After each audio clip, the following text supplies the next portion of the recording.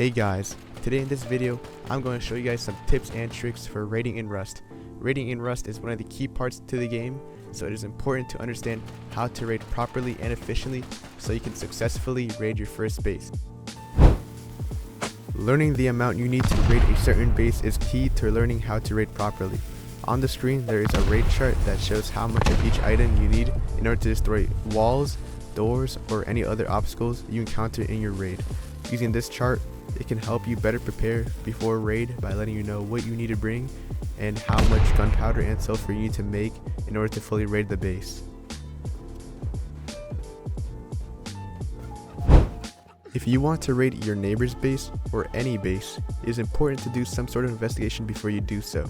This is useful if you want to know when it is a good time to raid the base and if the base you are trying to raid is worth anything.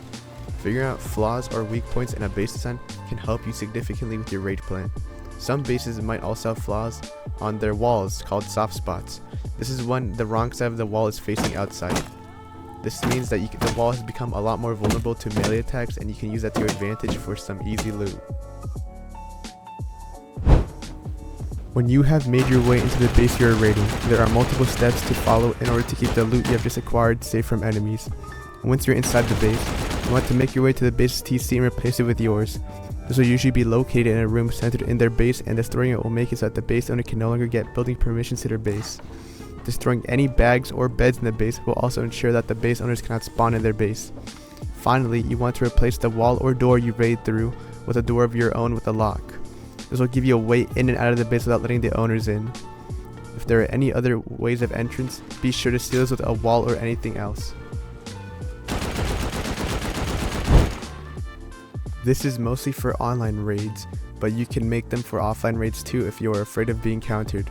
Raid bases are a base that you should build somewhat near the base you are trying to raid and should consist of many boxes, a shooting floor on your top floor, and anything else you need for the raid. They can be useful for various reasons, like depoting loot from the base, respawning close in case you die, and defending from counters. Once you're done with the raid, it's important to make sure you bring your loot back to your own base quickly and safely, or else other teams might try to raid your raid base as a potential way to get your loot for much less. Depoting your loot at night or whenever the raid is calmed down is the best time to do it.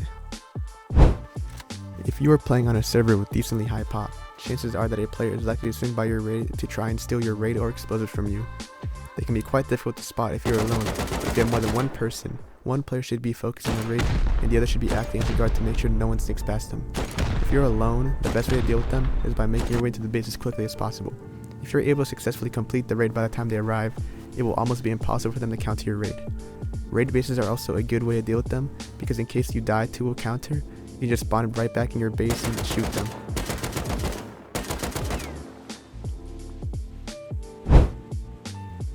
There are many different items you can use to raid in Rust, and each of them have their own different properties. Bean can grenades, satchel charges, and C4s are throwable explosives used in raids. MLRS, rockets, explosive ammo, HEs are shootable explosives used in raids. Molotovs and flamethrowers are burning raid weapons used for wooden structures.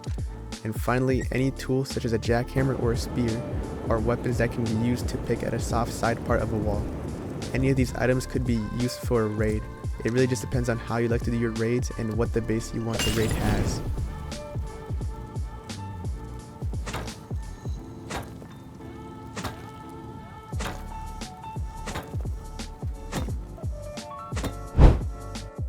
Many people in the community of Rust are against offline raiding, as it is seen as a cowardly way to raid a base. Online raids tend to be a lot more difficult as there's a lot more PvP between the raiders and the base defenders. The base defenders can also repair any damages done to their base if they're given enough time as well. Offline raiding tends to be a lot safer and can be a lot cheaper to raid as well. Both forms of raiding each come with their different benefits depending on the type of Rust player you are. Chances are the base you are trying to raid will have a trap. They could have a shotgun trap, a flame turret, or maybe even an auto turret. Shotgun traps can easily be emptied out if you stand close enough in its range to the point where it starts shooting. If there is a trap that isn't a bad spot for you, you can throw grenades or any other throwable explosives to take it out for you. If any of these tips help you out in your next raid, please consider dropping a like and sub as it would really help out my channel. Thanks so much for watching this video and see you guys later.